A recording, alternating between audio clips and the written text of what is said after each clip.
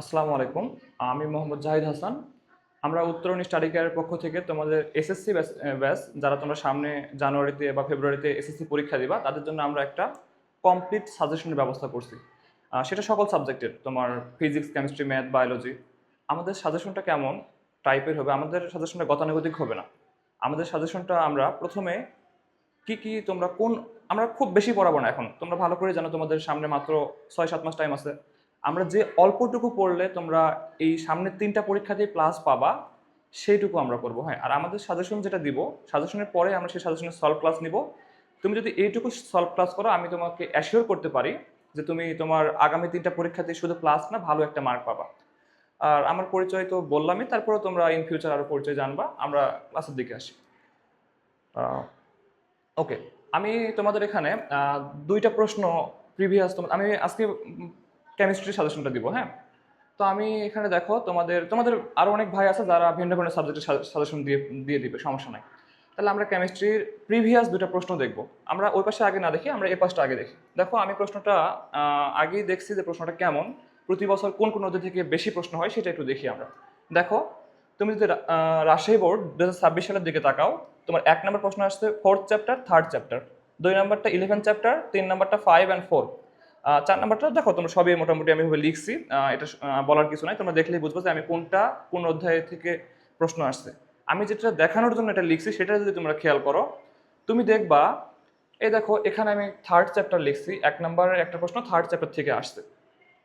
দেখো আমি একটু দেখাই যে তোমাদের আসলে যে 3rd চ্যাপ্টার থেকে আসছে। দেখো তোমাদের এখানে আহ 1 নম্বর যে প্রশ্নটা রাজশাহী বোর্ড 26, এই যে তোমার যে গ নম্বর প্রশ্নটা লেখা আছে যে পর্যায় সারণীতে বি মৌলের অবস্থান ইলেকট্রন বিন্যাসের মাধ্যমে ব্যাখ্যা করো। এটা তোমাদের 3rd চ্যাপ্টারের প্রশ্ন, ঠিক আছে? যে ইলেকট্রন বিন্যাস, আমরা ইলেকট্রন বিন্যাসটা আমরা সামনে শিখবো। হ্যাঁ, তারপর দেখো তোমাদের সি মৌলের ইলেকট্রন বিন্যাসের সাধারণ নিয়মের ব্যতিক্রম ঘটলেও এ মৌলের ইলেকট্রন বিন্যাসের সাধারণ নিয়মের ব্যতিক্রম সাধারণ নিয়মে ঘটে। এটা তোমরা জানো যে তোমাদের ইলেকট্রন বিন্যাস শেখার সময় 2টা ব্যতিক্রম শিখতে হয় তোমাদের, একটা হচ্ছে ক্রোমিয়াম, একটা হচ্ছে কপার। এই সবগুলোই আমরা সামনে শিখবো।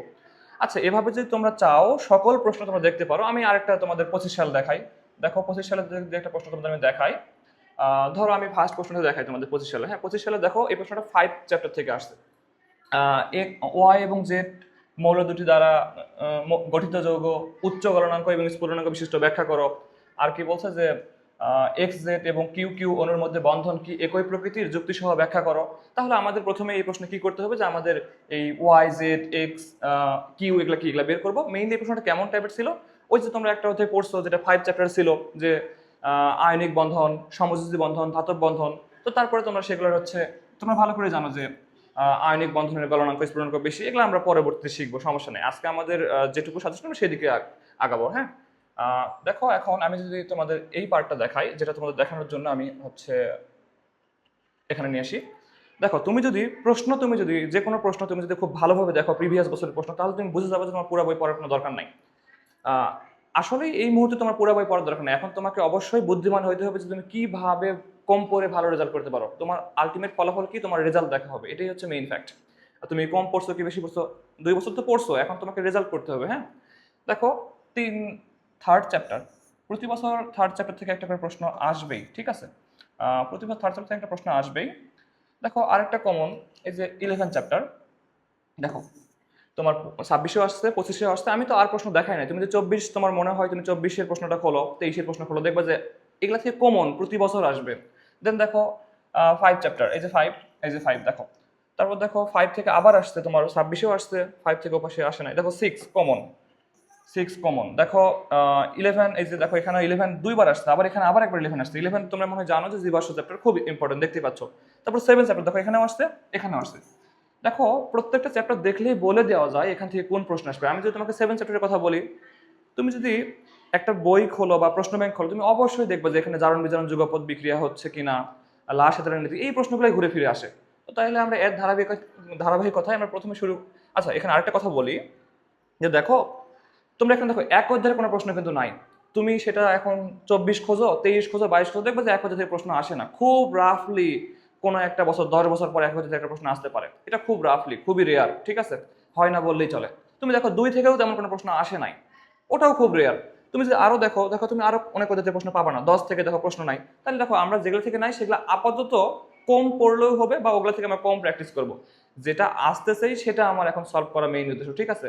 আর তোমার তো সব অ্যান্সার করতেও হবে না, আগে তো 5টা সলভ করা লাগতো, এখন 4টা সলভ করলেই হচ্ছে। তো তুমি এর মধ্যে দেখো, আমি তোমাকে যদি বলি যে তুমি তুমি যদি বলো যে ভাই আমি কি পড়ে 4টা সলভ করবো, আমি বেশি পড়বো আরো কম পড়বো, তুমি জাস্ট 11 পড়ো, আমি শিওর তোমাকে অ্যাসিওর করতেছি 11 থেকে আসবেই। তুমি জাস্ট 7 পড়ো, 7 থেকে আসবেই, ব্যাপারটা এমন, ঠিক আছে? তুমি জাস্ট 5 পড়ো। তো এরকম তুমি যদি একটু আমাদের সাজেশনটা ফলো করো, আমি আশা করি তুমি অল্প পড়লেও একটা প্লাস পাবো, ঠিক আছে? ওকে, আমরা এখন তাহলে তোমাদের থার্ড চ্যাপ্টার শুরু করব।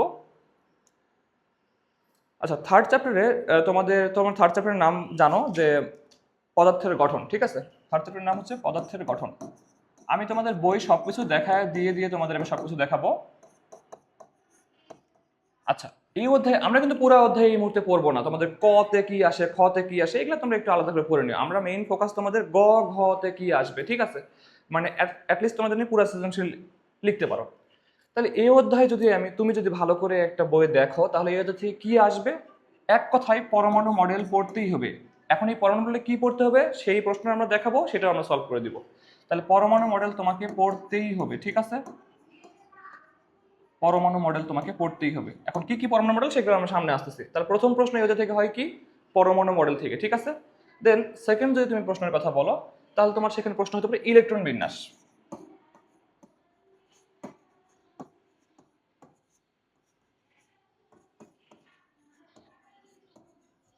আচ্ছা, এখন ইলেকট্রন বিন্যাস থেকে কি কি প্রশ্ন হয় তোমরা হয়তো এতদিন সলভ করছো, টুকটাক জানো, তারপরে আমরা আবার সলভ করাবো, এইটুকু তোমরা অ্যাটলিস্ট ভালো করে পড়বা। দেন তারপরের প্রশ্ন কি? আইসোটোপ থেকে। এই 3টা টপিক তোমার এই অধ্যায়ের জন্য সৃজনশীল, এর বাইরে কোনো টপিক মানে কোনো একটা পয়েন্টও নাই যেখান থেকে সৃজনশীল হইতে পারে, ঠিক আছে? তাহলে আমরা একটু এখানে আরেকটু বলে যাই, তারপর আমরা সলভ ক্লাসে যাব। দেখো, তুমি যদি পরমাণু মডেল থেকে বলো যে কি প্রশ্ন হতে পারে, তোমরা জানো এই দুইটা পরমাণু মডেল পড়তে হবে, একটা হচ্ছে রাদারফোর্ড, একটা হচ্ছে বোর। কি পড়তে হয়?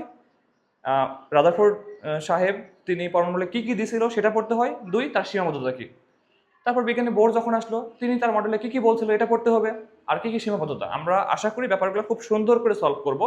এক কথা, তোমরা যে কেউ আগে নাও বুঝে থাকো, আজকের ক্লাসের পর বুঝতে পারবে আশা করি। ইলেকট্রন বিন্যাস, তোমরা ইলেকট্রন বিন্যাসের দিকে যদি তাকাও, তাহলে এখানে অবশ্যই ইলেকট্রন বিন্যাসে তোমরা জানো যে আমরা যে 1s2 2s2 এই টাইপের যে ইলেকট্রন বিন্যাসটা করি সেটা থেকে প্রশ্ন আসে। এখন এখানে আরেকটা কি লাগে যে তুমি হচ্ছে কোনটা কোনটা ব্যতিক্রম ইলেকট্রন বিন্যাস। আমি প্রথমের দিকেই বলছি যে তোমাদের লেভেল থেকে অনেক ব্যতিক্রম আছে, তোমাদের লেভেল থেকে 2টা শিখলেই চলবে, একটা হচ্ছে ক্রোমিয়াম, একটা হচ্ছে কপার। এগুলো আমরা সামনে শিখবো। তাহলে এখানে 2টা মডেলের কথা বলছি, সেখান থেকে কি পড়া লাগে বলছি। ইলেকট্রন বিন্যাসে কি আমরা যে কোনো একটা মৌলের ইলেকট্রন বিন্যাস শিখবো, আর ব্যতিক্রম যদি 2টা, ওই 2টা আমরা খুব ভালো করে শিখবো, ওই 2টা আসবেই আসবে। ব্যাপারটা এমন, যদি ইলেকট্রন বিন্যাসের প্রশ্ন হয় ব্যতিক্রমটা আসবেই। পরে আসো আইসোটোপ। আইসোটোপ থেকে কি আসে মেইনলি? ক নাম্বার জন্য যে বলো সংজ্ঞা আসতে পারে। মেইনলি আমরা তো গঘ বলতেছি, তাহলে আইসোটোপ থেকে মেইন যে বিষয়টা আসে সেটা হচ্ছে তোমার ম্যাথ আসে। কি টাইপের ম্যাথ? 2টা ম্যাথ আসে। এক, তোমাকে বলতে পারে যে পার্সেন্টেজ দেওয়া আছে, ঠিক আছে? তোমরা আরেকটু পুরা ক্লাস করলেই বুঝবা যে আমরা আমরা এখানে সংক্ষেপে বলতেছি, সামনে আরো বুঝবা যে কি আমি বলতে চাচ্ছি। তাহলে পার্সেন্টেজ দেওয়া থাকে, তোমাকে কি বলতে পারে? পারমাণবিক ভর বের করতে বলতে পারে, ঠিক আছে?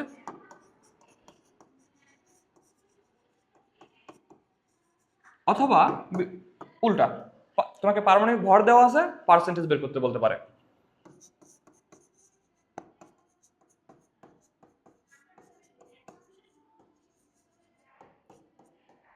আইসোটোপ থেকে এই 2টাই ম্যাথ, তোমাদের লেভেল থেকে এই 2টাই ম্যাথ, ঠিক আছে?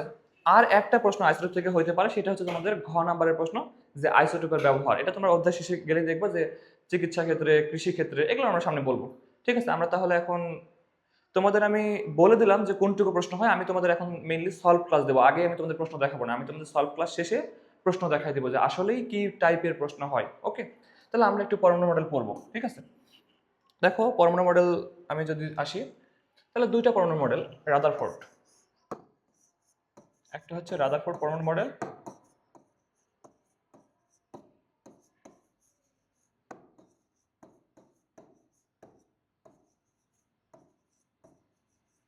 এখানে প্রথমে যেটা পড়তেই হবে যে কোন বিজ্ঞানী দিছে, নাম তো দেখতেই পাচ্ছ যে বিজ্ঞানী রাদারফোর্ড সাহেব। কত সালে দিচ্ছে এটা অবশ্যই লাগবে, 1911 সালে, ঠিক আছে? এটা তোমরা পড়ে রাখবা যে তিনি মডেলটা কত সালে দিয়েছিল, 1911 সালের মডেল দিছিল, হ্যাঁ। এখন তোমাদের বই যে মডেলটা আছে তোমরা যেটুকু লিখবা এইটুকু তো লিখবাই। এখন আমরা এটার জন্য একটা ব্যাপার ভিজুয়ালাইজ করব, হ্যাঁ, বা আমি একটা ব্যাপার তোমাকে আঁকায় দেখাবো, তাহলে তোমরা